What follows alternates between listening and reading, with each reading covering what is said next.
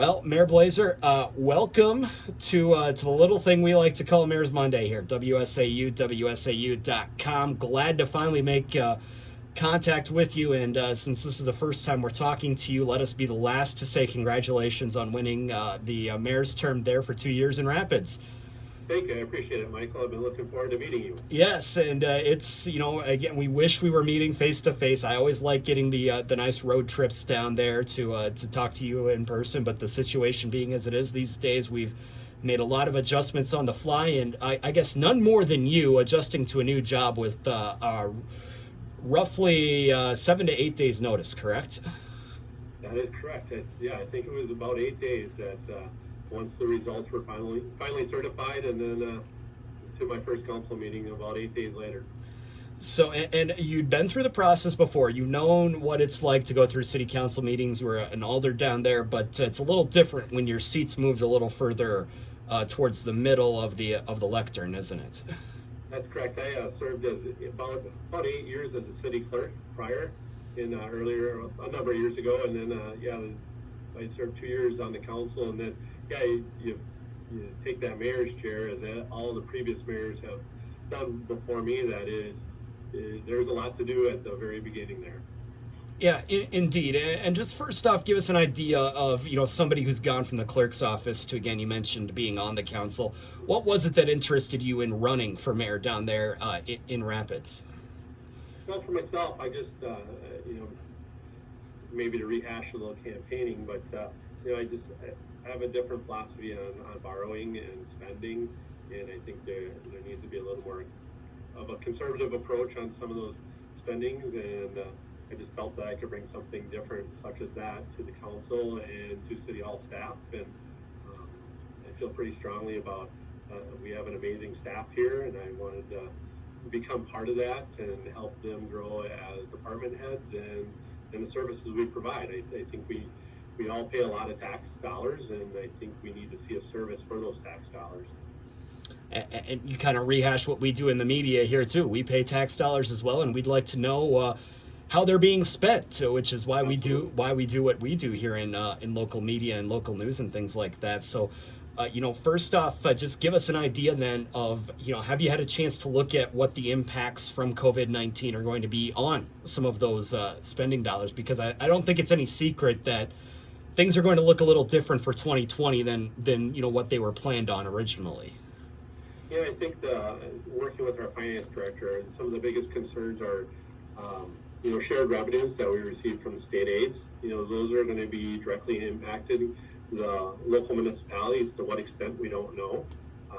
So some things that maybe we had budgeted this year we're going to hold off and just kind of wait and see and plan that we might need those dollars for next year. And I think probably most of the communities are going to face shortages, or not shortages, but lower room tax dollars, which are then reinvested in the community, in their parks and economic development because of the lack of travel. Yeah, and obviously that's something that you are going to be seeing. Cranberry Festival called off this year. Your municipal airports is always busy this time of year, normally with golf travel and things like that. I'm sure some of those revenues are going to be adjusted or affected in a negative way from your end as well. Oh, absolutely. And I think even of our local baseball and softball tournaments in our community and across other communities that bring visitors and tourism dollars and events for kids to participate in are not happening either. Absolutely. So you mentioned kind of a conservative approach to financials right there. I would say that's something that many would probably be glad to see, knowing that some of these revenues are not going to be there, or these revenues are going to be not nearly as much as you were expecting for 2020. Correct. And we just don't know what that's going to be, but I think we need to take a little more cautious approach and make sure that we don't want to be overtaxing, and I think it's just prudent right now. Just take a step back and let's see what's going to happen here. And speaking of, taking a step back and seeing what's going to happen, now that you've had a few days to digest news that, I think you said it best last week, that you were blindsided by when you find out the paper mill is going to be Well, the technical term is idled. We don't know when it's going to be coming back, though. A lot of people, you could say it's closed for now, and 900 jobs or so are going to be leaving the community in the next 4 weeks. Yeah, I was very surprised by that news, and I think probably, I would think most of the community was. This has been an industry that was here before our communities were here. It started out as in logging, and eventually Wisconsin Rapids grew up around it. And I don't think anybody saw that coming. And now that you've had a chance to digest what happened, and maybe had a chance to talk with some lawmakers as well. I know a few of your local representatives are talking about a task force. How do you see this situation playing out going forward? Have you made any sort of plans yet? Well, so I've spoken with Senator Teston and Representative Krug, and they are forming a task force, which I fully support and have been asked to be on. Also, we're working with North Central Workforce Development. They have a community response team, which I believe they were up up in Wausau with East Bay recently, and so we're just going to go from there and start meeting and making sure that we have resources available to assist any displaced workers. And do you have any idea yet what some of those resources are going to be, or is that yet to be determined? That's yet to be determined. We're going to be drawing upon state resources. I know job fairs and those type of things will be happening, and we're looking forward to working with workforce development, because they've specialized in this, and unfortunately they've had to specialize in it to help out communities that have faced these things in the past. And so I'm looking forward to actually talking to them in a couple of days here to kind of start that plan.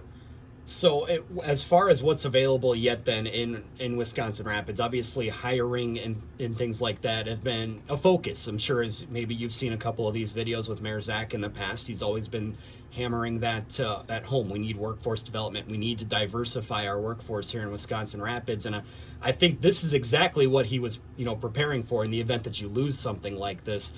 Do you have some sort of resources, or have businesses that have openings been reaching out to you to say, hey, steer some of these employees our way?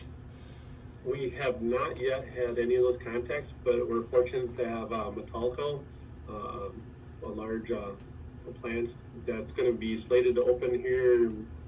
I'm not sure exactly when. I plan to visit them on Friday, and I'll be asking those questions. I'm looking very much forward to seeing what type of workforce they'll be looking forward to. And recently, in the last 24 hours, we've had a lot of suggestions from citizens and people on Facebook and emails, and we have an economic or a community development director that we've been forwarding those off to, and for him to kind of look at and research and possibilities of other places that are interested in moving. But unfortunately, we're like many communities that every community is welcoming and looking for companies and opportunities to expand and diversify their workforce. Yeah, I've not done that very well over the years. And I know that was one of the things that Metalco was supposed to help out with, was diversifying and bringing in a recycling industry that the city doesn't have. Because again, when you rely on one industry, you do have the expansion of the paper mill over in Buren, which is of course just outside of your jurisdiction, but still 900 jobs is, that's thousands of residents when you take into account the families and the children as well. Well, and even extends back even further, with how they connect with such as logging industries all the way through the northern Wisconsin, and trucking, and all those other, the impact further beyond the 900 production jobs, and just locally, it's even people that buy pulp, and the number is going to be well more than 900 probably, or potentially could be. But I'm trying to take the optimistic approach. This is slated for the end of July to, the layoffs. I'm hoping that there'll be something in the future for the mill, and maybe even before the end of July. I don't know anything, but I'm just trying to be a little more optimistic, because they have made such large investments in that facility. The workforce is resilient and has been strong, and an integral part of our community.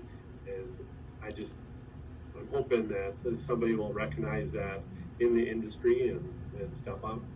Yeah, because look at it as an opportunity. yeah, we should mention that they haven't in the release from Verso last week mentioned the possibility of restarting the plant. They mentioned the possibility of selling the plant and saying that the decision, of course, was made with their own bottom line in mind. But they have said that the closure may not be permanent and there may be some other things in the works. So again, yeah, as mentioned, taking the optimistic approach there, we should say all of those were said by the company. Take them for what they're worth at face value. But we'd like to think that again, eventually that will get back up and running one way or another. And again, you haven't been privy to any of those discussions. You're not going to break any news here yet. But I wish I had something to break here. right. But we'll be looking forward to following that story and seeing what happens, and hopefully those jobs will come back to the community of Wisconsin Rapids. Before we let you go, we can't talk all down doom and gloom. We have to have a little fun because eventually you are going to have a pool season down there in Wisconsin Rapids. Talk about the ribbon that you get to cut. Might be the first ribbon that you get to cut later this month, right? Yeah, that's true. I'm hoping on June 29th the facility will open. That's the plan. This week we've had lifeguard certification course going on. Next week there'll be with the new certification people and the people that have been previously hired with certification. We'll do some water park training next week and slide training, and concession stand people and admissions people will start their training there. And we plan to meet with our park and rec about the week before the 29th there, and hopefully we get the go ahead and we're able to get the pool open and going. And this is a brand new aquatic center. It's a multi-million-dollar project. Obviously, something that you had a vote in when you were on the council, and something that the community did a lot of work fundraising for. To see this now come to fruition, even though it may have started under a different administration, you got to feel a little sense of pride in that, don't you? Well, it's a great, now that we have it, it is a great asset for our community and also for events coming to our community that will have partnerships hopefully with the aquatic center in usage in athletic events and participants of other events. I think it's going to be a great opportunity. Yeah, and it certainly looks nice out there too, just beyond the outfield at Witter Field. We don't know if that's going to get used this year or not. That's a whole nother discussion for another time. But we got to ask you, do you ribbon cutting ceremony? Do you plan on doing the first cannonball off the high dive, taking the first dip down a water slide or something like that? Is that going to be part of the job duties here? Well, it might be. I haven't ruled it out yet, but we'll have to wait and see. Well, let us know. We would certainly like to have a camera down there to catch that and catch what maybe one of the bright spots of the summer. They've been few and far between these days, but hopefully there will be a few more of them in the near future. Yeah, and you kind of touched on it. We're not ruling out on baseball, so we'll keep our fingers crossed that plans can be put in place, and we'll be able to watch some baseball games and participate in some activities at the aquatic center. Absolutely. Well, is there anything else that you'd like to add that you'd like to tell the residents here before we let you go for the first go round here? Well, I just want to thank them to give me the opportunity to represent them. Like we had spoken before, I like answering the phone, and I like residents to stop in and see me. We've enjoyed the activity in this office here, and I encourage them to stop by.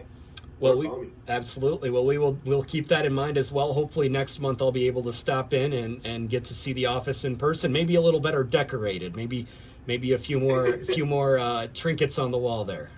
Or we could do this at the aquatic park. Yes, that is correct. Absolutely. Well, again, we appreciate the time, Mayor Blaser. Congratulations, and we'll look forward to talking with you in the next few months. I appreciate the opportunity. It's nice to meet you.